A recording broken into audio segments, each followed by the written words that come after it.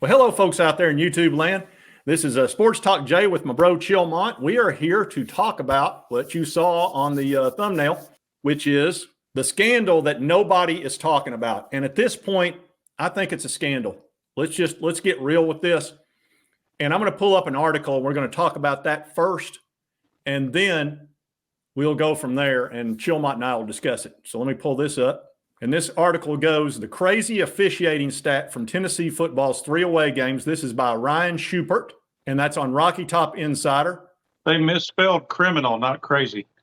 It says, in 3 road games this season, Tennessee's opponents have been called for 1 live ball penalty. Florida was called for a holding on a 3rd and 1 in the first quarter against Tennessee. There has not been a penalty, a live game penalty, called since that time. Not a one. That includes Alabama. Alabama! That also includes Kentucky. So get you a dose of that.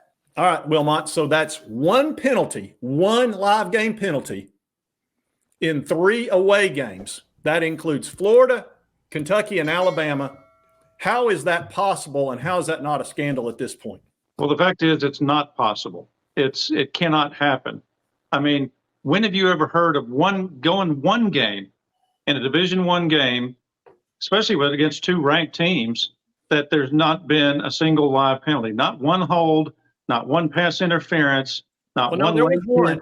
In the first quarter, there was a hold against Florida, and then they went 11 quarters, not a single live game penalty. I mean, it's just not possible. Somebody has said that, yeah, Tennessee's not going to win. And I don't know who. I don't know if maybe the SEC has said Tennessee will not be in the SEC championship game. Or maybe the NCAA has said, you know what, we don't need them in the playoff. No proof here, just alleged that the sports media in this country hates Tennessee like no other. Yeah, here's the thing. And I've heard this conspiracy. I'm not prepared to go with this, but I've heard that it has to do with the fact they're not happy with the way we were penalized by the NCAA. And on top of that, we have gotten right back on top of the mountain, finishing 11-2 last year and almost got in the playoff, if not for something that maybe happened in the South Carolina game, which I've talked about quite a bit, aka possibly getting the signals from one Michigan's Connor Stallions. And I've gone through all the coinkydinks on that, which are very significant. But this is crazy. This is literally crazy that there has been 1 penalty called. And I'm going to give you the numbers on this. The average game, and I'll show you that. All right, folks, here's the deal. Around 180. There are FBS average total plays in a game being around 180. NFL is usually about 155. So about 180. Okay. Yeah, you can figure around 160, 180, depending on the team. All right. So we're going to go with 180. All right. That's 540 plays. In 3 games. In 3 games. All right. There are 11 players on the opposite team, all of which could possibly have a penalty called on them. You take 540 times 11, that's 5,940 opportunities, technically, that somebody could be penalized. And there's been 1 called. I'm going to give you the number on what percentage they are called for a penalty. 0.00016. Now, granted, you do have a better chance of winning the Powerball lottery than getting a penalty called on you, but that's one of the few things. If you're playing the Vols at home, you're either, yes, you probably won't win the Powerball, but you're certainly not going to get a penalty called on you either. No, I mean, and that's the thing. And you know, we talked about this in one of the other videos, and I didn't realize that the same stat was pretty much for Florida. I knew Alabama had none, and I knew Florida had none, but I didn't realize Kentucky had none, but I didn't realize Florida, there was only 1. I mean, that 1 game that can't happen. Yeah. Forget 3 road games. And what was the only thing consistent about those 3 games? Oh yeah, they were playing Tennessee, so they got no fouls called. Give me a frickin' break. And John, I'm trying to maintain my language. I'm not going to channel our father, who, as you know, could do a little cursing back in his day. I'm not going to do that. But My father worked in profanity the way other artists might work in oils or clay. It was his true medium. But it just infuriates me that it's always us that gets screwed over this bad. Excuse my French, but it's the truth. I talked to you about those two rule changes when I think it was when Dooley was coaching, and it was the LSU game and the North Carolina game. We got screwed over so bad by the officials that it resulted in two rules changes. Name me another team that's had that happen. Yeah, I'm surprised by this. I've told you that I think that it has to do with home cooking, and home cooking meaning that referees are basically human beings that they don't want to call a penalty unless they're 100% sure when they're going to have 90,000 people come down on them, yell and scream and give them grief. They try to be extra sure, and they've gone too far with it to the point they're not even throwing the flag at this point. We saw the hold against down in Alabama where the guy literally had Tyler Barron around the neck, and then all of a sudden Jalen Milroe gets to throw a touchdown. Otherwise, he'd have been sacked. All right, that's a huge momentum play. That's a huge points play. Then we saw Kentucky where there was two separate times they wouldn't have scored touchdowns because of obvious penalties, one of which was a terrible hold. We've seen the pass interferences that aren't called where they run through Squirrel White through the end zone. The guy never looks back. God never looks back. They don't call that. You saw where McCastles was literally held by Alabama. They didn't call that, but then they'll call a penalty on us when Gabe Giudiolali barely tugs on the guy's shirt, lets him go. The ball is thrown out of bounds 10 yards. No way he could have caught it. They saw that one. They had no problem calling that. I think this has a lot to do with human nature and the psychology of not wanting to upset a large group of people. But that's my opinion. I know your opinion is much stronger than mine. I agree with you to an extent, but home cooking means we get 14 calls and they get 4. Yeah, it's a bit much. We get our usual 9 and they get 0 for 3 straight games. That's not home cooking. That's clear cut bias. Somebody said you won't call a live ball foul. You got to call when the guy obviously somebody does false start or something like that. That's a dead ball foul, and that's obvious. And you got to call that, even though I promise you they didn't want to. And but everything else is a little bit subjective. Even if it's blatantly obvious, they can still say no, not going to throw it. And against us, instantaneously they're going to throw the flag. And it just, I'm trying, John. I'm trying. Trying to get through it. I understand. I'm trying to get through it. Don't touch!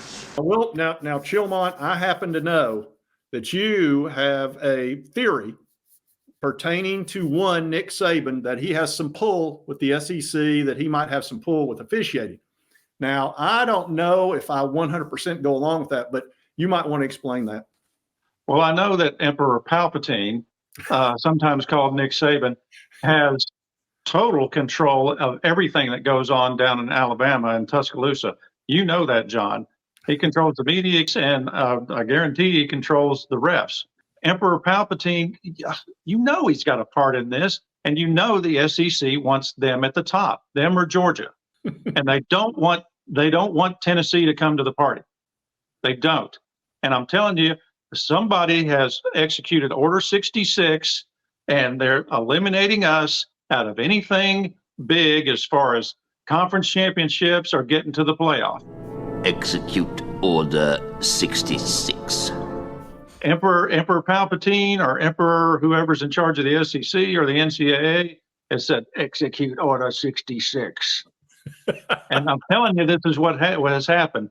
And I know it sounds crazy. It sounds like a conspiracy theory, but look at the stats. Look at what's happened. I mean, you really can't argue with it. I mean, maybe it's not that, maybe it's something else, but what else? Yeah, I understand. Yep. I don't know. I'm not ready to go with Order 66 just yet, Wilmot, but I am shocked, very shocked that there's been 1 penalty in 3 away games. I'm still thinking it's a psychological thing. Yeah, it's very hard to believe. It really is, and I'm sure that there's no stat for that. I mean, There's no way there's a stat for that. and there's probably been games played like that. Like I said, I've never heard of one. Yeah, it's Let quite alone, shocking. let alone three in a row against the same team. Well, there's a reason why every time they ask Josh Heupel about this type of stuff, he just goes quiet because he doesn't want to get fined. But you can tell he's furious. He's absolutely furious. I think he ought to take the fine.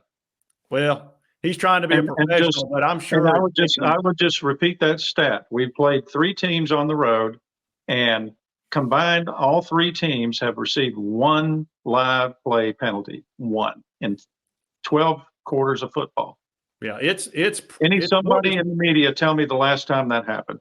Yeah, it's borderline a scandal at this point. It really is. It's ridiculous. I think it's almost like Watergate, except bigger. All right, let me segue that. We're going to do a little segue, Sam. I want you to respond to this. This is Paul Feinbaum talking about the Michigan scandal. Now that it's the monster scandal. Let me pull that one up.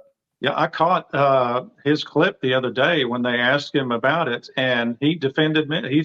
He said, "No, I don't think anything will happen to Harbaugh. I think he's in the clear, blah, blah, blah." And I was like, what? Yeah, he blew it on that one. All right, Chilmont. This is on 3. Paul Feinbaum said it was inexcusable that the Big Ten hasn't punished Michigan or Jim Harbaugh. He said 2 weeks ago, and this is the one you're talking about, I sat here with you and made the biggest mistake of my professional career. I gave Jim Harbaugh the benefit of the doubt. Never again, says Paul Feinbaum. I saw that the other day, and I couldn't believe he said, I think it was like, I think Harbaugh will be in the clear. I think this is a lot of ado about nothing. And I was like, what? Have you seen any of this stuff, Paul? I mean, you should be kind of looking at this. I know he's the SEC guy, but holy cow, how can you not? I mean, the actual video evidence is crazy. When they're looking at the sideline, the quarterback, basically like Milton and them do, when they're looking at the sideline, they're facing the line of scrimmage, but they're looking at the sideline, waiting on the play to be called. And you can see all the Michigan coaches in the background behind them. And as soon as they get the play call, he turns to call the play to his players. And the instant he did that, over on the Michigan sideline, they all started holding up their hands like a 1 or something like that to say what the play is going to be. Yeah, that meant pass play, I believe. And it was like 8 different people did the same thing. But the first one was the cheater guy, sign stealer guy. And he went like this, and then like half a dozen other people around him, and Harbaugh's right there. Oh, well, hey, but now. He didn't know a thing. No, he has absolutely no idea how that happened. So He has no idea all this benefit I'm getting from something happening here that I have nothing to do with. He never saw it. He didn't hear it. Look, he's got headphones on, Wilmot. What do you expect? Oh, I see nothing. I was not here. I did not even get up this morning. Has he supposed to hear something? Headphones and sunglasses, and he's got his arms folded like here. But he's standing right there. He's looking at him. Look, he's focused, man. And you I know nothing. cannot assume that he's going to know what 8 guys are doing at the same time. He's not going to know that the guy standing right beside the offensive coordinator that's in his ear, and then he's all of a sudden with the defensive coordinator. See, all analysts are allowed to have that access. So that's very normal. Sure, Mike. Sure. Sure, Jan. Sure. All right. Now, this also has to do with the Michigan thing. This has to do with the sign stealer guy. And I'm going to show you this. This is Central Michigan's head coach, and he was looking into this thing, and they're trying to figure out what the crap is going on with this dude being on their sidelines. So let me show you that story. Here we go. It says CMU investigating whether Connor Stalions was on the sideline for opener versus Michigan State. But he better find out who gave the okay and fire him, or he's going to be in big trouble too. Here you go, Chilmont. Here's the picture. Now, here's Connor Stalions. Here's the guy that was wearing sunglasses at night, a hat. Looks like he was slightly shaved. He just had the goatee instead of the full beard here. So here's the guys. Of course, internet's gone nuts over this. They're calling it sign gate and all that kind of stuff. But anyway, what do you think, Chilmont? Do you think this is the guy? I don't see who else it could be. His ears look the same. His mouth opening looks the same. I mean, you can't see his eyes. If you could see his eyes, that would be a big giveaway. But the beard's pretty much the same. And the nose is the same. The nose is exactly the nose is definitely the same. And these pictures, who knows how long apart these were, so he could have a different amount of growth on his beard. But well, he might have just shaved it for that one game. I started to say it's part of the disguise. Yeah, it was back in September when this was. So this was well before. So yeah, he definitely might have had a different shave. But anyway, you know what? What's he doing wearing sunglasses at night? This is a night game. Obviously, the cheating part is he's wearing a Central Michigan hat and shirt. Oh yeah, I mean he went A full Michigan coach has gone to another team's game, stand on the sideline, and is wearing that team's stuff. I mean, name me a coach who would do that. Yeah, that guy, he went next level. Hey man, look, here's the thing.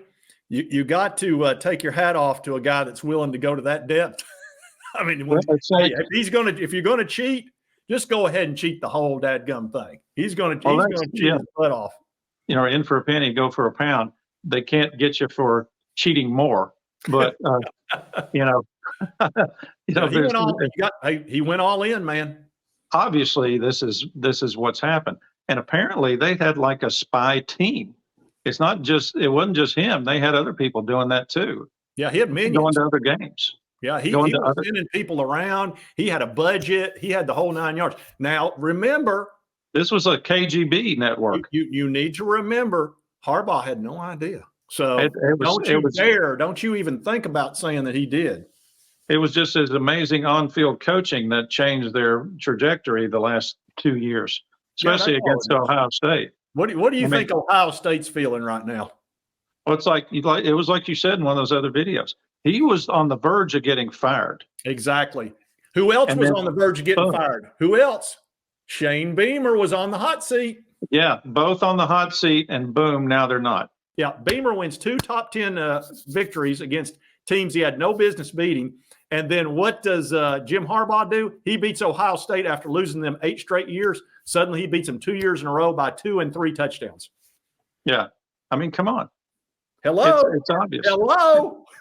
And it's like I said, if you know what the play is coming, especially defense, if you're on defense and you know it's going to be a run for sure, or it's going to be a pass for sure, and especially if you know who's going to be the primary target or who's going to be handed off to or which hole they're going to go through, I mean, all you got to do is stack that area, and that's what happens. It's monstrous. And it's huge. What about if what if you know a draw play's coming? Oh my gosh. You can just let your linebacker sit there and wait on him. Or the quarterback's going to keep it.